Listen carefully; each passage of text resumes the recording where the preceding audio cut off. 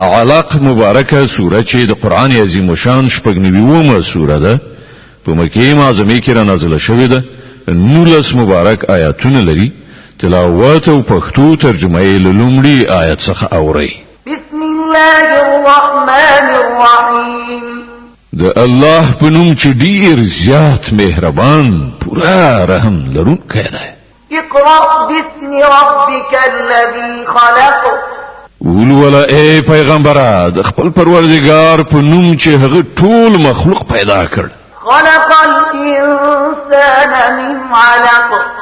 د کلکی شوی ویني لوي ټوټي څخه انسان هست کړ اقرأ وربك الأكرم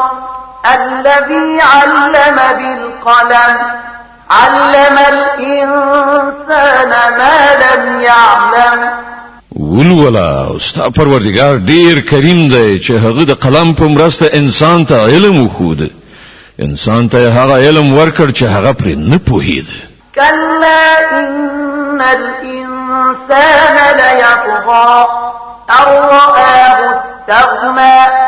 هیڅ کله داسې نه ده انسان سرکشي کوي په دې اساس چې هغه خپل ځان بې نیازه ویني إن إلى ربك رجعا په داسې حال کې چې ورګرځیدل رومرو هم دا ستاد پروردگار په لوري دي أرأيت الذي ينهى عبدا إذا صلى ته ګوره هغه څوک چې یو بنده یعنی محمد منع کوي کله چې هغه لمونځ کوي أرأيت إن كان على الهدى أو أمر بالتقوى ستا څه ګمان دی که هغه بنده په سم لار وي یا د پرهیزګارۍ ښودنه کوي أرأيت إن كذب وتولى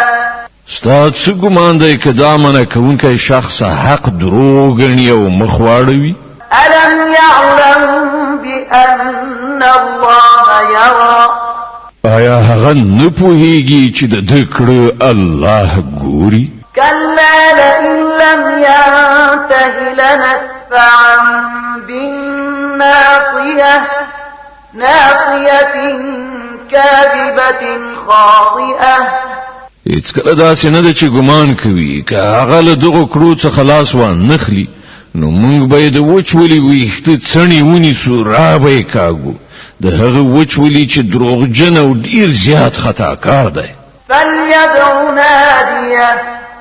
سندع الزبانية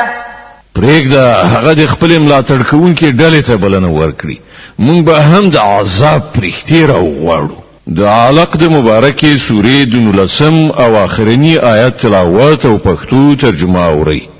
د دې آیت په اوریدلو سره یو د تلاوت سجده واجب کیږي كلا لا تطعه واسجد واقترب